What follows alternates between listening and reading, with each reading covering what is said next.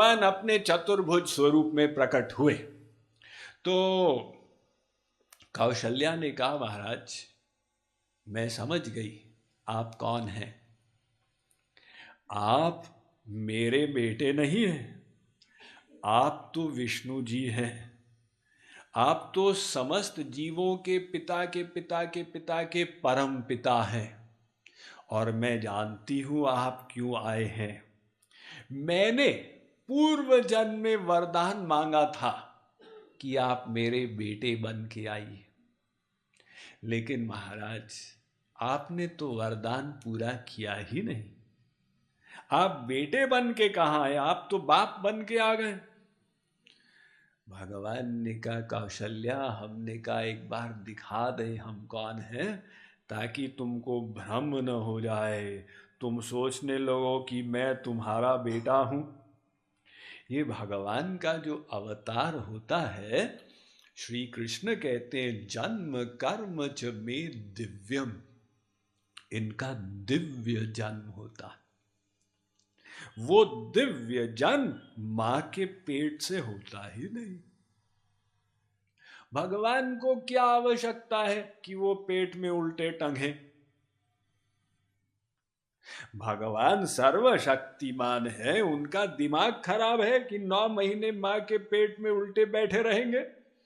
अरे हम लोग अगर 1 घंटा शीर्षासन करें तो कहेंगे अब मैं मरा, अब मैं मरा। तो जो परम स्वतंत्र है उनको ऐसी लीला करने की आवश्यकता ही क्या है। इसलिए वो भगवान नाटक करते हैं, यानी वो 9 महीने तक अपनी योग माया से माँ के पेट को बढ़ाते गए ताकि उसे फीलिंग हो अच्छा अच्छा मैं माँ बनने वाली हूँ। और फिर अचानक वो गर्भ खाली हो गया, बाहर से प्रकट हो गया। कृष्णावतार के समय ऐसा ही हुआ। आविरासीद यथा प्राच्याम दिशीन्दुरिव पुष्कलः। भागवत कहती है जैसे चंद्रमा 16 कलाओं में प्रकट होता है, ऐसे ही भगवान देवकी वसुदेव के यहाँ चतुर्भुज विष्णु स्वरूप में प्रकट हो गए।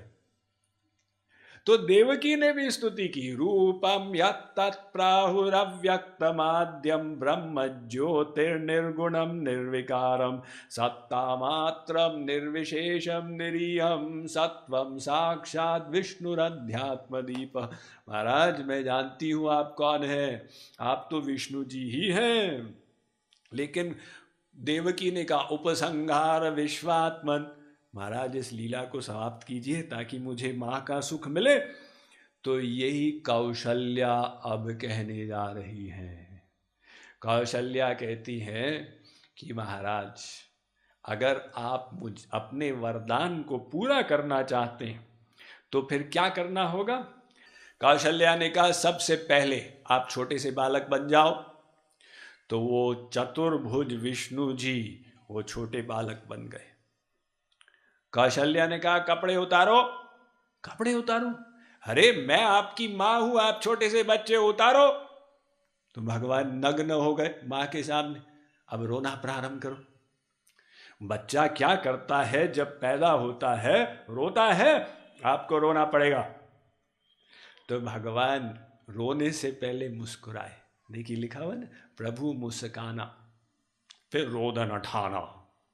मुस्कुराए क्यों, रोने से पहले। कह रहे हैं भाई देखो अभी नाटक शुरू होगा, योग माया का खेल, अभी लीला बनेगी।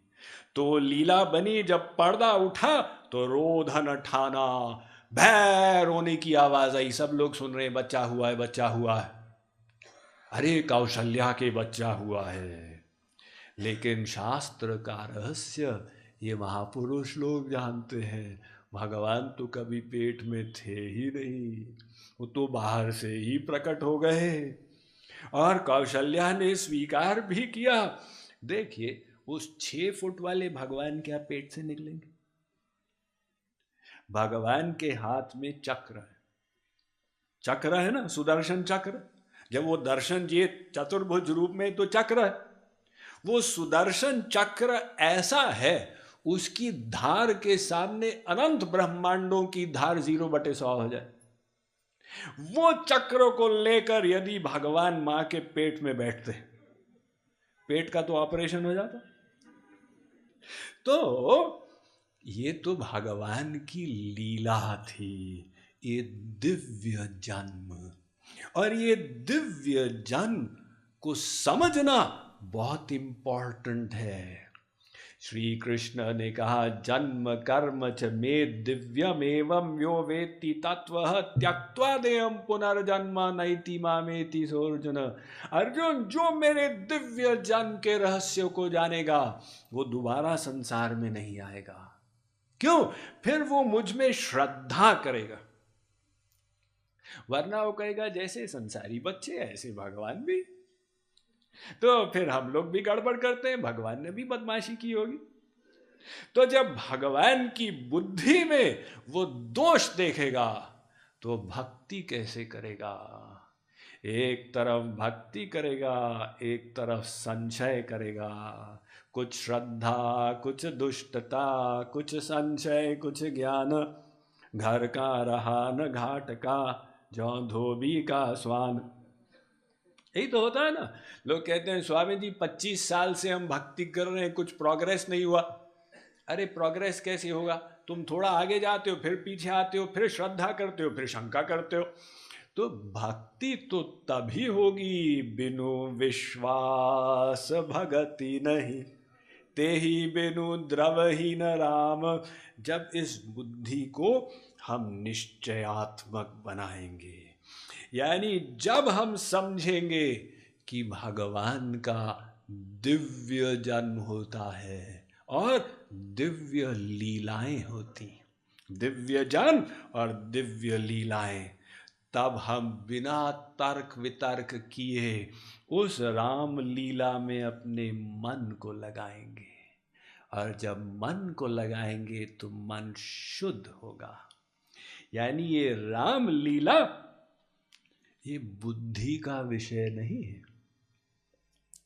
इसका ये 7 दिन जो कथा चलेगी आगे, इसमें हम विशेष तत्व में नहीं जाएंगे, क्योंकि लक्ष्य है वो लीला में अपने मन को डुबो देना। तो अब सब संशयों का निवारण करके वो दिव्य राम लीला में अपने मन को डुबोना है। जब बच्चे की आवाज आई तो वहां से कैकेयी और सुमित्रा भागी आई। अब ये खबर गई दशरथ जी के पास। दशरथ जी भी पहुंचे अपने लाला को देखने के लिए। तो खबर फैली अयोध्या में, लोग खुशियां मनाने लगे। अब वो खुशियां जैसे मनाने लगे तो और खुशी की खबर आई। वो क्या कि कैकेयी के भी बच्चा हुआ है। अब लोग नाचने लगे। इतने में पता चला कि सुमित्रा के तो 2-2 बच्चे हुए हैं, तो लोग कूदने लगे। तो अब खुशियां मनाई जा रही थी। तो गुरु जी वशिष्ठ जी से निवेदन किया गया कि इन बच्चों को नाम दीजिए। तो वशिष्ठ जी ने कहा ये लाला जो कौशल्या के गोद में है, जो आनंद सिंधु सुख राशि, सी करते त्रैलोक्य सुपासी, सो सुख धाम राम सनामा, अखिल लोक दायक विश्रामा। ये जो है ये आनंद सिंधु है, तो इसका नाम हम राम दे रहे हैं, जो भक्तों को आनंद देगा। ये राम के कई अर्थ हैं, उसमें एक अर्थ है भक्तों को आनंद देने वाले। तो इस आनंद सिंधु का नाम हम राम दे रहे हैं। हमारे भारतवर्ष के इतिहास में कुछ प्रमुख राम हुए हैं। एक भार्गव राम, ये परशुराम। एक यादव राम, ये बलराम। और ये राघव राम। फिर कहा ये जो कैकेयी की गोद में है, ये सबका भरण पोषण करेगा। तो इसका नाम उस कारण से हम भरत दे रहे हैं। भरत भी 3 प्रमुख हुए। एक जड़ भरत, जिन्होंने इतना जबरदस्त त्याग किया था। एक शकुंतला नंदन भरत, शूरवीर, जो प्रसिद्ध हुए बाल्यावस्था में वो शेर के दांत गिनते थे। और एक भरत जी महाराज रघुकुल के। उसके बाद उन्होंने कहा, सुमित्रा के बच्चों की ओर देखा और कहा कि ये शत्रुओं का विनाश करेगा, इसलिए इसका नाम है शत्रुघ्न। उसका रहस्य हम लोग कल विचार किए थे ना, अंदर वाले शत्रु जो ज्यादा भयानक हैं, काम क्रोध लोभ मोह। ये वामन भगवान के अवतार हुए तो वामन दैत्यराज बलि की सभा में गए थे। तो वामन ने कहा, ये बाहर वाले शत्रु क्या हैं? हम मनुष्य परेशान रहता है, अरे भाई वो देश ये देश उसका आक्रमण, ये सब बाहर के शत्रुओं से हम परेशान रहते हैं। वामन ने कहा, सबसे बड़े शत्रु तो अंदर बैठे हुए हैं, जो उन पर विजय प्राप्त कर ले। शंकराचार्य जी ने कहा, जगत जितम के न मनोही ये न, जो अपने मन पर विजय प्राप्त करेगा वो विश्व को प्रभावित करेगा। तो ये शत्रुघ्न, रिपुसुदन और ये जो लाला है, लक्ष्मण जी का नाम बाद में दिया, ये सब लक्षणों की खान है। वो जीव का अभिनय कर रहे हैं लक्ष्मण जी महाराज यहाँ पर, और ये विश्व के आधार हैं। तो लक्षणों की खान होने के कारण हम इनका नाम दे रहे हैं लक्ष्मण।